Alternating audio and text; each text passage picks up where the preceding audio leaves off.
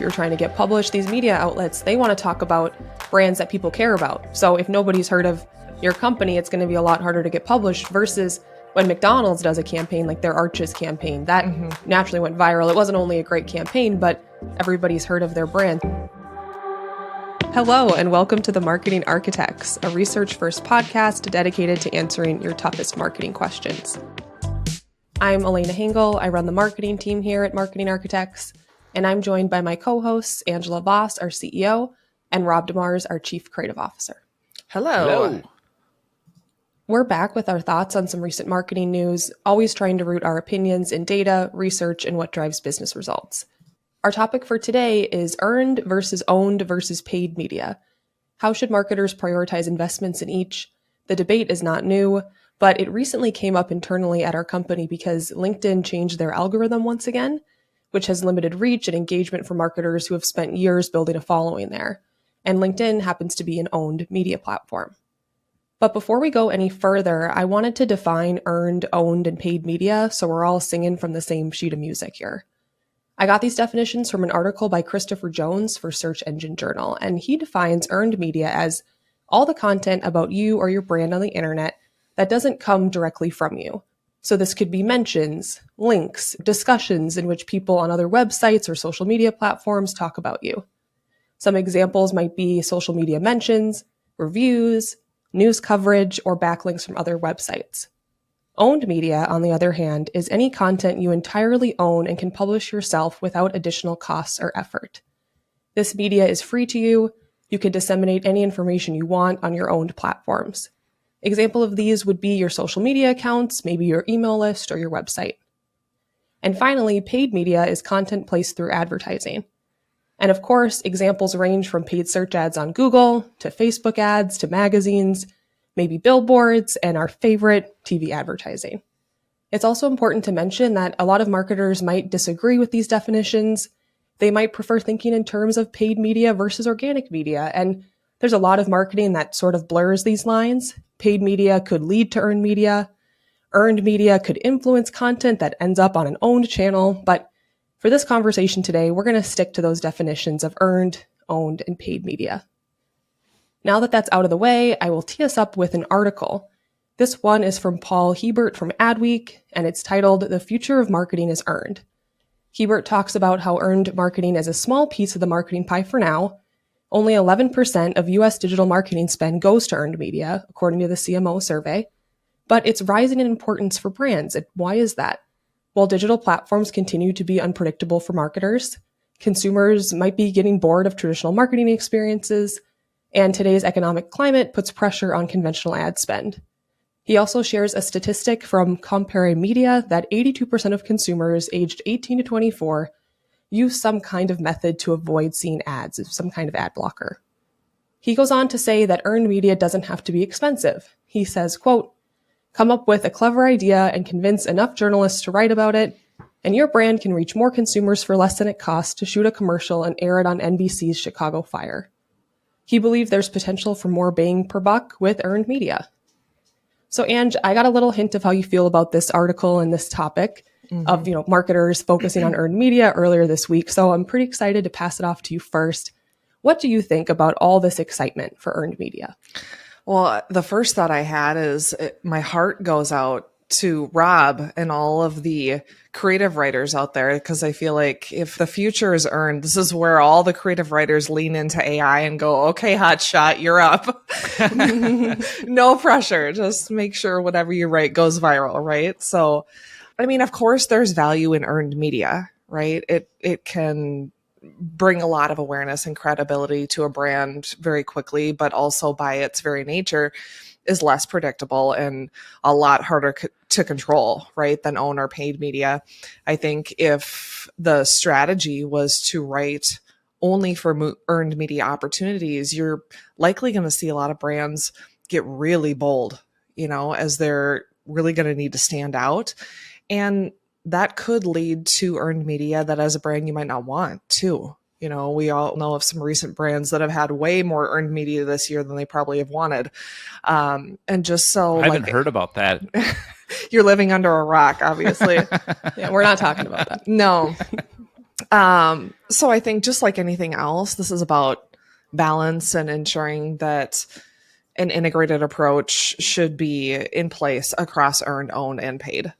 Right. And that's a good point about how earned media is not always positive. Mm-hmm. And if you have a strategy of only gunning for earned media, is that even a good strategy Right. for most brands? Yeah. I mean, I think it's very lofty. I think there's likely not enough even news outlets out there to allow all brands to get their message out. And it sort of just assumes that, teams are sitting around going, well, I don't really want this to go viral. I don't want it to be that creative. I don't want people to talk about it. Like, we're already there. So perhaps it's a call for more creativity, but I think overleaning into that strategy is sort of flawed. Yeah, I can't help but wonder if there's a lot of survivor bias Mm-hmm. in the stories that are told regarding earned media. How many brands that are actually attempting to go viral actually go viral? And, to Angie's point, it's not like there's a box on the marketing brief that you have to check to go, you want this to be a viral campaign. Okay, got it. Let's make sure, this one goes viral. So, I definitely think that obviously people want their stuff to go viral. Who doesn't want to be loved? And especially in this world of thumbs up and likes and, absolutely. But to lean on that as your main strategy is a tall order. Well, and I think too, we were talking about this a little bit earlier, Rob and I. Elena, do you know Blend Tech? Does that name No, ring a bell? never Ring a heard of bell? them. Okay, so that's one of the So good. gotta be right, Rob. One of the most successful viral campaigns, but it was in the mid 2000s, so it's not surprising that you don't know. I barely even know it either. But Blend Tech is a blender. It's similar to like a Vitamix, and the whole campaign was centered around will it blend? Right? Is that what they said? Yeah, and they would stick an iPhone in the blender. Oh, I They have would heard of stick a this. Guitar Hero in a blender. I mean, Yeah. it just appealed to the seventh grader in me. I never bought a blender, but man, did I love watching, them But you stick didn't stuff into buy this the thing. blender.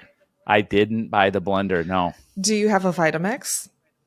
I do. Yeah. And Blend Tech is still out there. So I think that speaks to great, right? They had this viral campaign and for a moment in time garnered all of these impressions and attention. And I'm sure that helped them as a brand. But where is it now? They're still in business. They still sell blenders. And yet Vitamix is the leader in blenders today. So I think it just speaks to the sustainability, and needing that balanced strategy because it's very hard to design something like that repeatedly. Right. Exactly. That's where my head went. It was a great idea, but where does it go from there? You can only stick so much of the planet into a blender before you run out of stuff to stick in there. So where do we go from here now? Right. I think it also probably depends on your category and your type of brand and who your audience is. I mean, some brands, they more naturally go viral, right? And there's more ways to think about getting earned media. And I think about brands that have grown through TikTok and they've really been able to capitalize on creating trends and getting in the news. But I don't know, I think about even our brand as a TV agency, we think it's very exciting, but we've tried to, pitch the media. It's not easy to get someone to pick up a story and write about it. So it might depend too on who's your audience, what's your brand, to figure out whether or not earned media makes sense for you to focus there. I agree, Elena. When you think about the term stunt, you hear that a lot in the earned media space. Is it, what kind of stunt are you going after? Well, stunts are only going to appeal to certain types of audiences. When you think about Blend Tech, I thought it was hilarious. I know a lot of teenagers thought it was hilarious.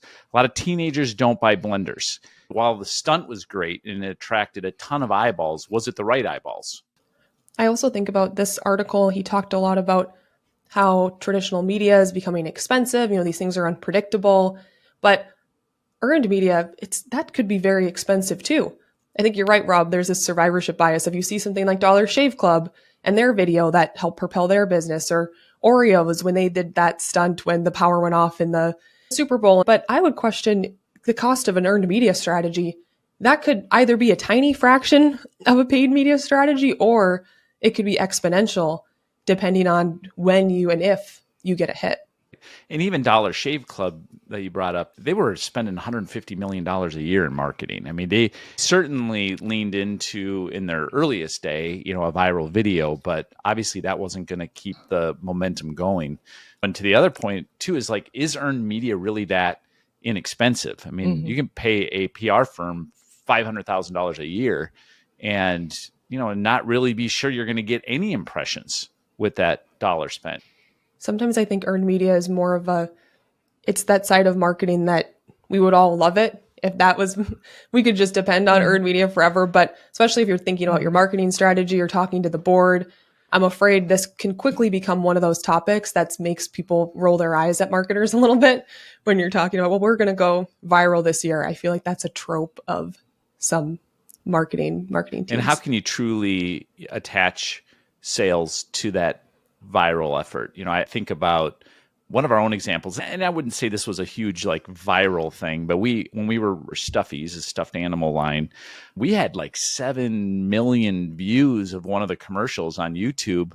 And we were like, wow, that attracted a lot of eyeballs. We also had our jingle was sung on the Tonight Show, and we had David Letterman talking about our products, and all that stuff was great and fun to see. And we all got excited the next day when we saw, certain things hit the airwaves, but we could never really connect it back to the sales equation, at least in the short term, that we were seeing when we were running on linear television.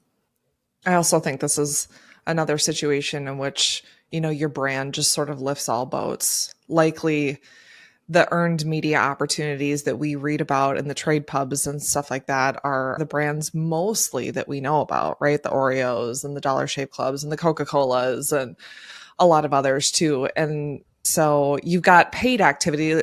Speaking back to Stuffies, our paid activities, what created awareness of the jingle, which helped us have the night show appearance show up. So it sort of all feeds itself.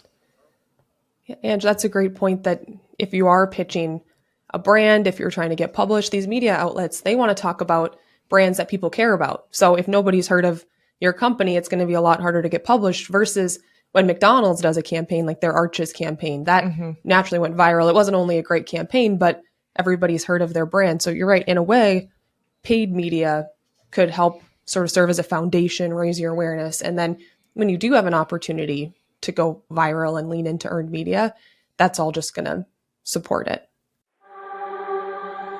If you're a marketer, you already know TV advertising is powerful, but launching TV is not exactly easy. That's why Marketing Architects rebuilt TV advertising to help brands drive profitable growth. Introducing All-Inclusive TV, a revolutionary approach to TV advertising where all you pay for is media. Marketing Architects provides everything else needed for success, from stunning creative to results you can trust. Visit marketingarchitects.com to learn more. I did want to share one example of a brand who has had a lot of success with earned media. I think that we're a TV agency, so we're a big fan of leaning into advertising. But when you have a type of brand like this, I could see how leaning into earned media could pay off. So the brand I'm talking about is Liquid Death. They sell canned water, but they're now growing their line of canned beverages. And they have garnered a lot of earned media from their marketing stunts, but their most recent campaign, I think, is really something else. They created an album of original songs called Greatest Hates Volume 3. And yes, this is the third time that they have done this. I had never heard of this before, but the third time it definitely, I think, has gone viral in a new way. And what they've done is they've turned negative reviews of Liquid Death into song lyrics.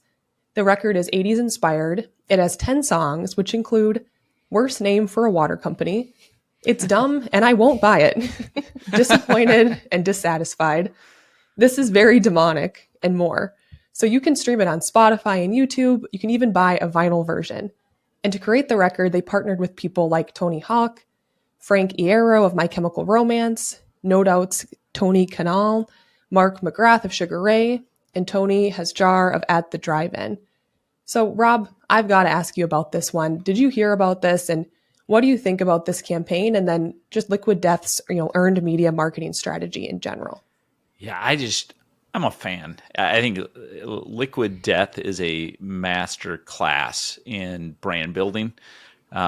You want to tie it to the earned media? Sure. That's one of the great aspects that they've been able to enjoy because they did such a great job in building the brand. I mean, murder your thirst is a tagline. Come on. I mean, this is a brand that absolutely stands out. I mean, what better example of just branding, period, is the brand you can attach to water, right? Like, come on. I mean, this is like branding 101, and they just hit it out of the park. Apparently, I was just hearing about the backstory. The Mike, apologize, Mike, if I say your last name wrong, Cesario, the founder, actually came out of an agency, Crispin, which is really known for, you know, doing the opposite of what everyone else is doing in the category. That's kind of what they're known for. And they were doing back in, I guess, 2014, they were doing a public service ad campaign, or at least were developing a public service ad campaign going against sugary energy drinks. And they thought, wouldn't it be funny if we did something where we positioned, you know, canned water like all these energy drinks out there? And apparently the client didn't buy it, but the idea, you know, kept in his brain.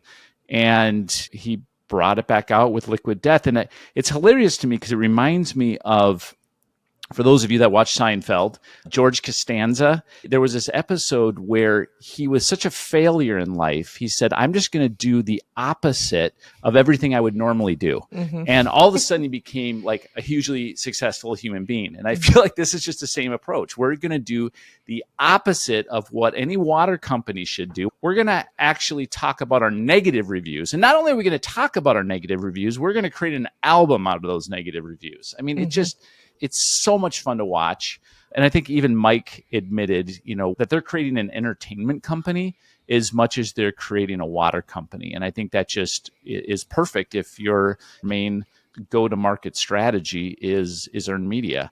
One side note, and not to like overly be in defense of paid media here, but it's interesting. They actually launched the brand using paid media and then transitioned into more of an earned media strategy. So just to at least get noticed, you know, they needed to shell some dollars out to prove to the investors that this was a concept worth doubling down on. Rob, where'd you learn of Liquid Death? Did you know of Liquid Death? I learned about it from you. Was it from because me? I would be on these? Yeah, I was on these Zoom calls, and I'm like, "Are you drinking malt liquor? Like, what in the world are you drinking?" And then some other people on the team I'm like, "What is going on? There's these tall boy cans, you know? It looks like a tattoo." I know. So, yeah, I learned from Whitney, our chief client growth officer, who is about as far from like a badass malt liquor drinker ever. I think that's the appeal to it a little bit. You're like, what? What is that? What are you drinking? Yeah. Yeah, it's a fun story. And they're too, like, speaking of sort of doing the opposite, but just they're kind of a category design case story as well, right? They're just going to go, we're going to own the canned water space. They didn't develop it, but they certainly took hold of it and owned it in a big way from a marketing standpoint. So props to them. Love that story. Right. It reminds me of the other week we were talking about Tesla and how they built really virality into their product from the beginning. So maybe that's something every marketer can take out of this. Having an earned media strategy like Liquid Death is the very extreme case study. However, how do you create a product that isn't a category of one that people want to talk about? And that could be that could be things like going out on a limb and having a crazy name or disrupting a category, but that also could be wonderful customer service or, you know, fast shipping. I think there's maybe not quite as sexy, but still great ways to build a product that people naturally want to talk about. And I also love the Liquid Death story because it's an example of marketing-led growth and a brand that has really leaned into marketing to grow their business. And Rob, that's a great point about it's easy to look at Liquid Death and think that they're 100% into earned media, but they're not. They did launch with paid media and they continue to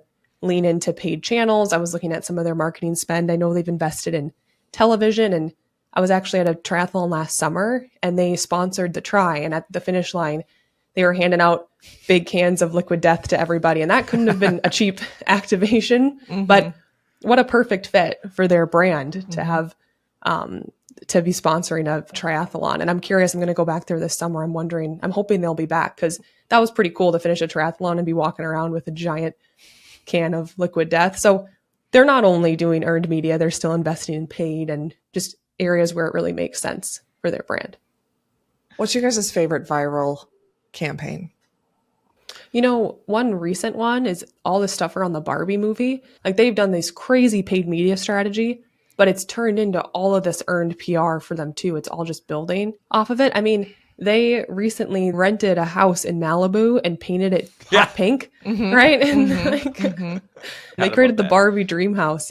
But they're also, I saw they're doing a ton of TV advertising. I went on Amazon to order something this morning, and there's a Barbie ad on the Amazon. I mean, they are just, I believe their CMO said they want to be everywhere. They do not want you to miss Barbie.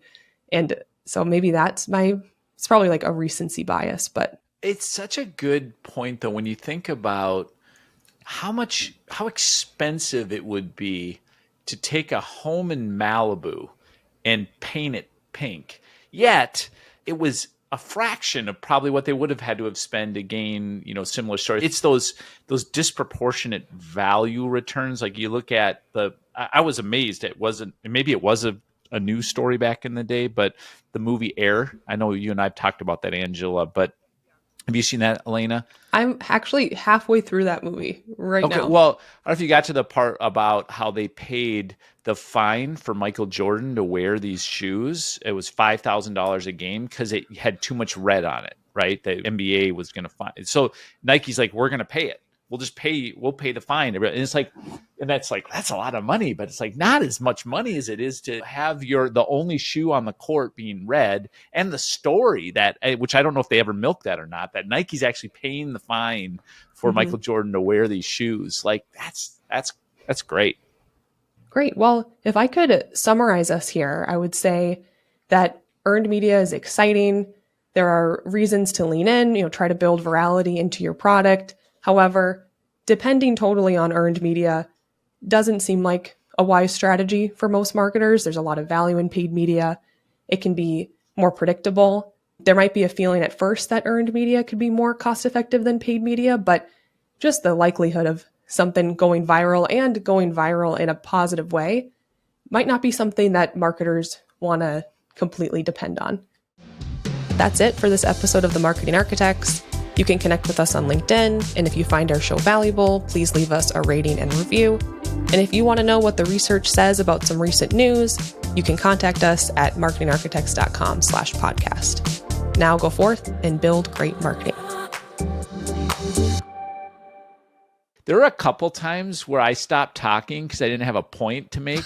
And can we clip that out? I was like, I ran out of gas. Like, I'm like, that is the sound clip right there that I want at the end.